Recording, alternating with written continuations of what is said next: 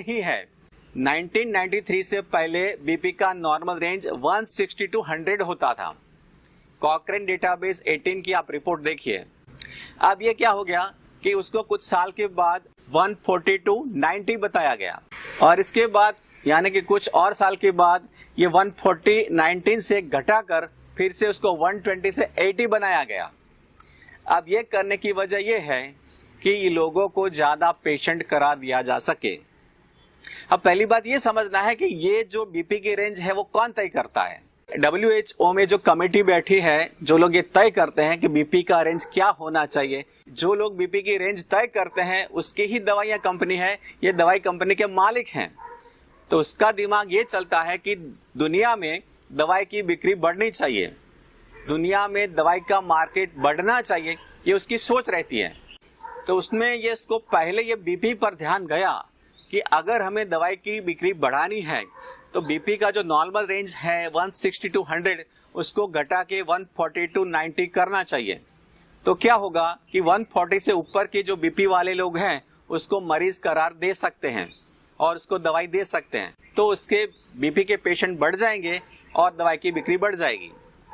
ये हुआ, लेकिन उसको भी इसमें सेटिस्फेक्शन नहीं हुआ, तो उसने बोला कि और कुछ करो अभी।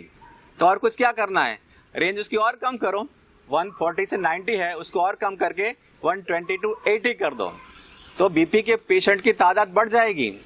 बहुत सारे लोग इस रेंज से बाहर चले जाएंगे और ये सारे बीपी के पेशेंट बनेंगे और उसको लाइफ टाइम दवाइयां दे सकते हैं। तो ये हो रहा है आज लोगों के साथ। ऑर्डिनरी लोगों को ये पता नहीं चलता है कि ये कितनी बड़ी साजिश हो रही है इसके साथ। आपको एक बात समझनी है कि आपका बीपी अगर 160 के आसपास है, यानी 160 से अंदर, आप बहुत ही स्वस्थ हैं, बहुत अपने आप को फिट मानिए। आपके अंदर बीपी का कोई भी प्रॉब्लम नहीं है। अगर आपका बीपी 150 या 60, 160 तक जाता है कोई प्रॉब्लम नहीं है। हाँ, लेकिन 160 से प्लस रेगुलर रहता है तो ये कुछ छोटी मोटी प्रॉब्लम हो सकती है। लेकिन प्रॉब्लम क्या है कि जब आप बीपी मपाने जाते हैं, डॉक्टर आपको यही बात बताएगा कि नॉर्मल रेंज है 120 to 80। आपका बीपी 130 भी आया तो भी डॉक्टर आपको अलर्ट करेगा, भाई आपका बीपी थोड़ा ज्यादा है, बॉर्डर लाइन से ज्यादा है। अगर आपका बीपी 150 आ गया तो आप रेड अलर्ट में बताएगा, डॉक्टर आपको बता, अरे भाई साहब बीपी आपका 150 है। इससे ऊपर बीपी वालों की बहुत गहरी जांच कराएंगे डॉक्टर। एक्चुअल में ऐसी कोई जरूरत नहीं है। चलो डॉक्टर आपको कुछ भी बोलते हैं, लेकिन आपको ये क्लैरिटी रखनी है कि 160 तक आपका बीपी है तो आप पूरी तरह से फिट हैं, कोई प्रॉब्लम नहीं है। आपको आपके दिमाग में समझना है कि मैं बहुत स्वस्थ व्यक्ति हूं, और अगर आपका बीपी आता है तो सबसे पहले आपको शाबाशी देनी चाहिए, हाँ शाबाश बेटा तेरा बीपी बहुत अच्छा है, खुश हो जा। अब आपको इसमें पता नहीं है 160 से 120 तक का बीपी का रेंज घटाया गया, इसमें लाखों की नहीं करोड़ों की संख्या में बीपी के पेशेंट नए बन गए।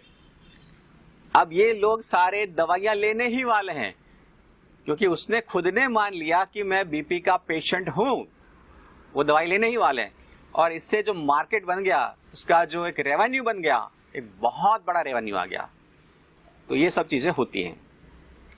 अब ये रेंज के बारे में आपको पता चला तो क्लैरिटी हो गई कि इसमें कोई टेंशन वाली बात नहीं होनी चाहिए। ठीक है, दिमाग को प्रॉब्लम से फ्री रखिए। अब मेन बात कि इसका हल क्या है। बीपी रेगुलर ज्यादा रहती है 160 से ज्यादा, तो कुछ इसके लिए ट्रीटमेंट चाहिए। ट्रीटमेंट के बारे में भी मैं आपको बताऊंगा।